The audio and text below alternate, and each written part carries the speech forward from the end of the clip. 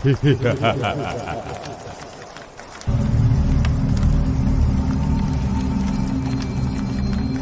লাগবে। ঘটনাটি যিনি দিয়েছেন তার নাম হচ্ছে ইব্রাহিম। তিনি নড়াইল জেলার শালনগর ইউনিয়নের বাসিন্দা। আর ইব্রাহিমের কাছ থেকে ঘটনাটি সংগ্রহ করেছে আলামিন। তো প্রিয় লিসেনার্স, আর কথা না বাড়িয়ে সরাসরি ঘটনাতে চলে যাই।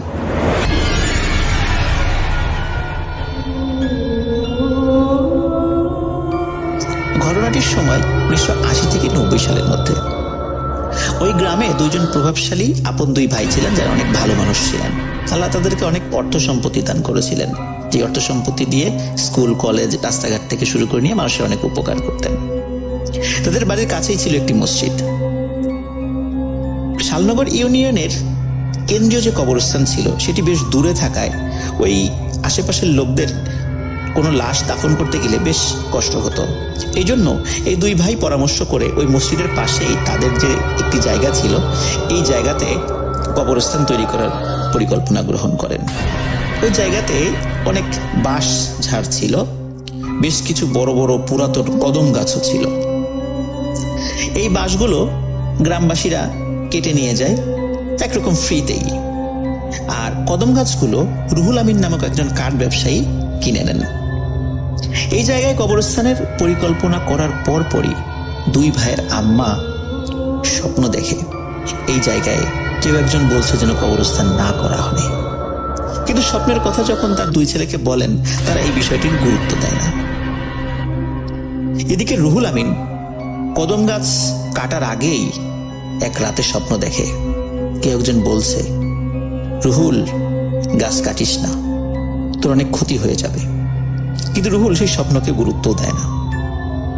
নিজেই গাছ কেটে অনেক পরিশ্রম করে নিজেই সেই গাছগুলো টুকরো টুকরো করে সোয়া মিলে নিয়ে যায়। কবরস্থান প্রস্তুত হয়। বাইরে কবরস্থান লেখা সাইনবোর্ডে ঝুলিয়ে দেওয়া হয়। কয়েকদিন পর কালু নামে এক ব্যক্তির লাশ জানাজা শেষে রাতে দাফন করা হয়। পরদিন ভোর থেকে শুরু হয় ঘটনা শুরু। পরদিন ভোরে ফজরের নামাজের পর কবরস্থানের পাশে সাদা কি যেন দেখা যায়। যারা ফজরের নামাজের পরে মসজিদে কিছুক্ষণ বসেছিলেন এবং সূর্যের আলো ফোটার পরে মসজিদ থেকে বের হয়েছেন, তাদের চোখে প্রথমে এটি ধরা পড়ে। তারা এগিয়ে যায়। তারা দেখে গত রাতে কালুর যে কবরে কবর দেওয়া হয়েছিল সেই কবরটি খোঁড়া এবং কালুর লাশ কবরের বাইরে খুব সুন্দর করে রেখে দেওয়া হয়েছে। ওখানে উপস্থিত কিছু লোক বলেন যে এটি কে করতে পারে, হয়তো বা কোনো শিয়াল করতে পারে। কিন্তু তারা আবার নিজেরাই বলেন যে শিয়াল যদি এই লাশটি উপরে তোলে তাহলে তো লাশ, এই কাফন থেকে শুরু করে নিয়ে লাশের শরীরে কোনো ক্ষত চিহ্ন থাকার কথা। কিন্তু দেখে তো মনে হচ্ছে না যে কোনো শিয়াল এই লাশটি উপরে তুলেছে বা কবর খুঁড়েছে। মনে হচ্ছে কোনো মানুষ করেছে, হয়তো বা কোনো লাশ চোর করেছে, কোনো কারণে লাশটি চুরি করতে পারে না, এখানেই ফেলে রেখে চলে গেছে। আশেপাশে আরো কিছু মানুষ জড়ো হয়ে যায়। একই কবরে তাকে দাফন করা হয়, মানে কালু মিয়াকে আবার দাফন করা হয়। পরের দিন সকালে মুসল্লিরা দেখে একই ঘটনা। কালুর কবর খোঁড়া এবং কালুর লাশটি কবরের বাইরে রাখা রয়েছে। সবাই আসে, বিভিন্নভাবে সবাই বিশ্লেষণ করে কি হতে পারে, কিন্তু কারো মাথায় ধরে না যে কে এই কাজটি করতে পারে। লাশটি অক্ষত, লাশের শরীরে কোনো ক্ষত চিহ্ন নেই, কাফনের কাপড়ও ঠিক আছে, তাহলে কে এই কাজটি করতে পারে? যাই হোক, লাশটি আবার দাফন করা হয়। তৃতীয় দিন ফজরের পর মুসল্লিরা আবারও একই ঘটনার পুনরাবৃত্তি দেখতে পান। যারা দেখেন লাশটি কবরের বাইরে রাখা রয়েছে এবং কবরটি খোলা। তখন রুহুল আমিন সেই জায়গায় আসে। আগে 2 দিন কিন্তু রুহুল আমিন আসেনি। তৃতীয় দিন রুহুল আমিন এসে সবাইকে বলে, যেহেতু বারবার এই কবরে একই ঘটনা ঘটছে, এই লাশটি অন্য কোথাও দাফন করতে। কিন্তু গ্রামবাসী রাজি হয় না। তারা বলে, কেন আমরা অন্য জায়গায় দাফন করতে যাব? আমরা এই সমস্যার সমাধানের চেষ্টা করব, লাশ কেন অন্য জায়গায় দাফন করব? লাশ আবারও একই কবরে দাফন করা হয়। কিন্তু অদ্ভুত ব্যাপার, চতুর্থ দিন আর কোনো ঘটনা ঘটেনি। এর 7-8 দিন পর একই গ্রামের সামাদ নামে একজন ব্যক্তি মারা যায়। লোকজন তাকে সমেদ নামে চিনত। সমেদ মারা গেলে যখন ওই কবরস্থানে তাকে দাফন করা হয়, পরদিন সকালে ফজরের নামাজের পর মসজিদের মুসল্লিরা দেখতে পান সমেদের কবর খোঁড়া এবং লাশটি উপরে রাখা। তারা বুঝতে পারছে না যে কে এই ঘটনা ঘটাচ্ছে বা কেন এরকমটা হচ্ছে। আবার তাকে কবরে রাখা হয়, কবরটা ঢেকে দেয়া হয়। পরের দিন আবারও একই ঘটনা ঘটে, সমেদের কবর খোঁড়া, সমেদের লাশ কবরের বাইরে রাখা। তখন চিন্তা করা হয় এইভাবে তো আর হয় না, পাহারাদার বসাবো আমরা। গ্রামের সেই 2 ভাইকে জানানো হলে তারা বলেন যে অবশ্যই তোমরা পাহারাদার বসাবা এবং পাহারাদারের যত খরচ লাগে সেটা আমরা দিব। এখানে বলে রাখা ভালো, ওই 2 ভাই গ্রামে খুব কম থাকতেন, তাদের ব্যবসায়িক প্রয়োজনে অধিকাংশ সময় তারা বিদেশে থাকতেন। তো পাহারাদার বসানো হয় 4 জন খুব সাহসী মানুষকে। দ্বিতীয় দিন যখন পাহারা বসানো হয়, তখন ফজরের নামাজের পর লোকজন দেখে কবরস্থানে যে পাহারাদাররা ছিল তারা সবাই ঘুমিয়ে আছে। তারা এমন ভাবে ঘুমিয়ে আছে যাদেরকে ডেকেই তোলা যাচ্ছে না। এবং আরো একটা অদ্ভুত ব্যাপার লক্ষ্য করে, সেটা হলো কবরস্থানের সেই সমেদের কবরটি খোঁড়া রয়েছে এবং সমেদের লাশ কবরের বাইরে রাখা। স্থানীয় লোকজন যখন ওই পাহারাদারকে জিজ্ঞেস করে তোমরা কি পাহারা দিলা যে এই ঘটনা ঘটলো, তখন তারা বলে যে গভীর রাত্রে হঠাৎ এমন এক সুঘ্রাণ তাদের নাকে আসে, এরপর তাদের আর কিছু মনে নেই, তারা ঘুমিয়ে পড়ে। আর তারপর এই ঘটনা। তাদের এই কথায় গ্রামবাসী সন্তুষ্ট হতে পারে না। তারা তৃতীয় দিন অন্য 4 জনকে পাহারায় বসায়, কিন্তু তৃতীয় দিনই একই ঘটনা ঘটে।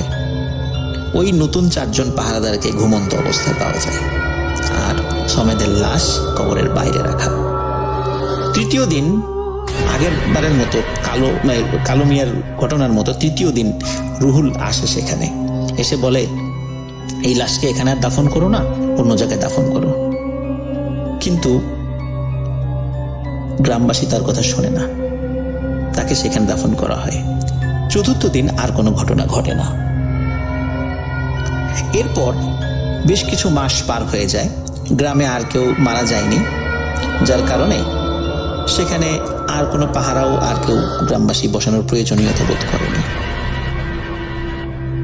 এর মধ্যে রুহুল আমিন কিন্তু বিয়ে করে, তিনি অবিবাহিত ছিলেন। এক রাতে তার স্ত্রী দেখে ঘরের দরজা বন্ধ, কিন্তু রুহুল আমিন ঘরে নেই। তিনি হারিকেনের বাতির আলোটা একটু বাড়িয়ে দিয়ে ঘরের মধ্যেই খুঁজতে থাকেন, কারণ গরমের কারণে হয়তোবা বিছানা থেকে তিনি নিচে ফ্লোরে ঘুমিয়েছেন, কিন্তু ঘরে তাকে পাওয়া যায় না। এদিকে ঘরের দরজাও বন্ধ, তাহলে রুহুল আমিন কোথায় গেল? তার স্ত্রী ঘরের দরজা খুলে যখনই বারান্দায় গিয়েছেন, তখনই দেখেন রুহুল আমিন অচেতন অবস্থায় ঘরের বারান্দায় পড়ে আছেন এবং তার সারা শরীরে ধুলো বালি মাটি মাখানো। তার স্ত্রী স্বামীর এরকম অবস্থা দেখে জোরে এক চিৎকার দিয়ে ওঠেন। তার চিৎকারে রুহুল আমিনের জ্ঞান ফিরে আসে। জ্ঞান ফিরে তার স্ত্রীকে থামতে বলে চিৎকার করো না। স্ত্রী তাকে জিজ্ঞাসা করে কিভাবে দরজা বন্ধ থাকার পরও তুমি বাইরে গেলে? রুহুল আমিন বলে আমি গোসল করে আসি, সব ঘটনা খুলে বলছি। গোসল শেষে তার স্ত্রী রুহুলের গায়ে সরিষার তেল মেখে দিচ্ছিল। সরিষার তেল মাখতে মাখতে হঠাৎ রুহুলের স্ত্রী খেয়াল করে রুহুলের শরীরে, বিশেষ করে পিঠের উপর 3টি মোটা কালো দাগ। 2টি দাগ বেশ পুরনো মনে হচ্ছে, আর একটি দাগ মনে হচ্ছে মাত্রই দেয়া হয়েছে। ঠিক এমন দাগ লোহার শিক পরিয়ে যদি কারো শরীরে ছেঁকা দেওয়া হয়, ঠিক তেমন দাগ। তার স্ত্রী রুহুলকে জিজ্ঞাসা করে যে তোমার পিঠে এই 3টা দাগ কিভাবে আসলো? রুহুল এই বিষয়ে কিছুই বলতে পারে না, কিন্তু অদ্ভুত কিছু ঘটনা তার স্ত্রীকে বলে এবং বলে এই ঘটনা কাউকে বলো না। স্ত্রী প্রতিশ্রুতি দেয় কাউকে বলবে না। তখন রুহুল বলে, কালু মিয়ার যখন লাশটা দাফন করা হয় ওই রাতে অদ্ভুত এক সুঘ্রাণ রুহুলের নাকে আসে এবং কেউ তাকে বলে, রুহুল ওঠো, কাজ করতে হবে। রুহুল এতটুকু টের পায় যে সে কোথাও হেঁটে যাচ্ছে, কিন্তু তার শরীরের উপর তার নিজের কোনো নিয়ন্ত্রণ ছিল না। ওই কবরস্থানে রুহুল যায়। কেউ একজন বলে, রুহুল কাজ শুরু করো। রুহুল কবর খুঁড়তে শুরু করে। তারপর কেউ একজন কবর থেকে লাশটিকে উপরে রেখে দিতে বলে। এরপর আর রুহুলের কিছু মনে নেই। এইভাবে প্রথম দিন, দ্বিতীয় দিন, তৃতীয় দিন একই ঘটনা সামাদ মিয়ার বেলায়ও ঘটেছে। আর এই রাতে, যেই রাতে তার স্ত্রী তাকে আবিষ্কার করে বারান্দায়, ওই রাতে একজন মহিলার লাশ ওই কবরস্থানে দাফন করা হয়েছিল। সেই রাতেও রুহুল সেই অদ্ভুত সুঘ্রাণটি পেয়েছিল এবং কিভাবে যে সে দরজার বন্ধ থাকার পরেও সে দরজার বাইরে গেছে এটা কেউ বলতে পারে না। তার স্ত্রী বলে যে এই বিষয়টি আসলে কাউকে না বলে তো থাকা যাবে না, কমপক্ষে এটা সমাধানের জন্য কাউকে না কাউকে তো বলতে হবে। রুহুলের স্ত্রী তার মা মানে রুহুলের শাশুড়িকে বিষয়টি খুলে বলেন। রুহুলের শাশুড়ির সাথে খুব ভালো একজন হুজুরের পরিচয় ছিল। রুহুলের স্ত্রী রুহুল এবং রুহুলের শাশুড়ি এই তিনজন সেই হুজুরের কাছে যান। হুজুর বিষয়টি অনুধাবন করে কিছুক্ষণ চুপ থেকে বলেন, ওই কবরস্থানে খুবই শক্তিশালী একটি জিনের পরিবার বসবাস করে। তারা চায়নি এখানে কবরস্থান হোক। আর ওই কদম গাছটিতে তাদের বসবাস ছিল। ওই কদম গাছটি কাটার পরে তারা খুব ক্ষিপ্ত হয়ে যায়। রুহুলের উপর ক্ষিপ্ত হয়, যেহেতু রুহুল নিজেই ওই কদম গাছটি কেটেছে এবং নিজেই কাঁধে করে নিয়ে গেছে। এই কারণে রুহুলকে দিয়েই ওই লাশটি ওই জিনেরা খুঁড়াচ্ছে, ওই কবরটি খুঁড়াচ্ছে এবং লাশটিকে তার কাঁধে করে উপরে উঠিয়ে রাখছে।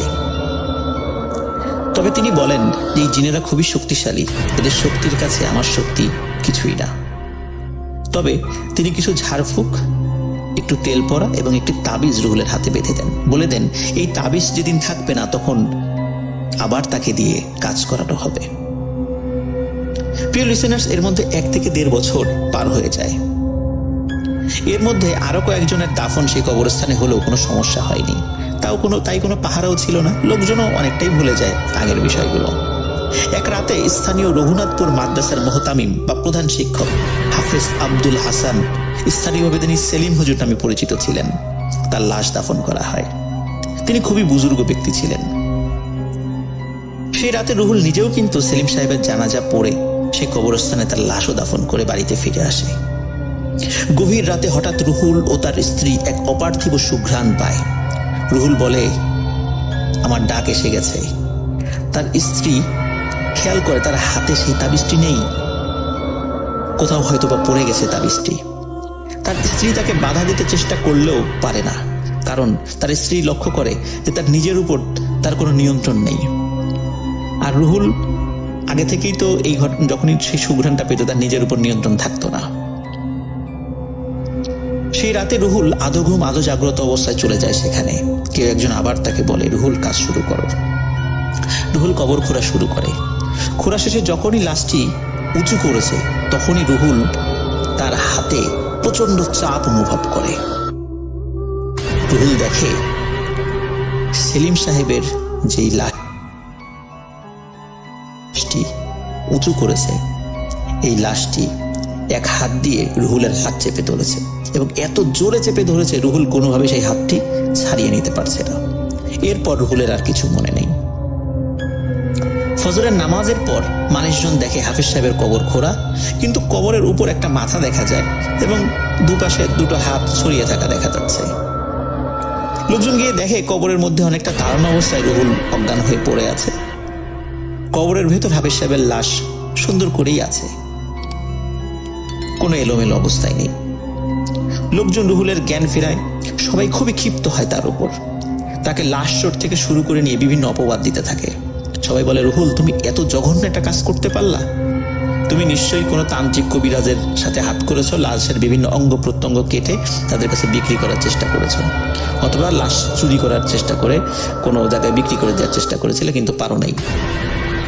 কেউ কেউ তো এত ক্ষিপ্ত হয়েছিল যে রুহুলকে পিটিয়ে মেরে ফেলতে উদ্যত হয়েছিল। রুহুলের স্ত্রীও আসে সেখানে। রুহুল ও তার স্ত্রী স্বপ্ন দেখা থেকে শুরু করে নিয়ে যা যা হয়েছে সবাইকে সব ঘটনা খুলে বলে। গ্রামবাসী বিশ্বাস করে।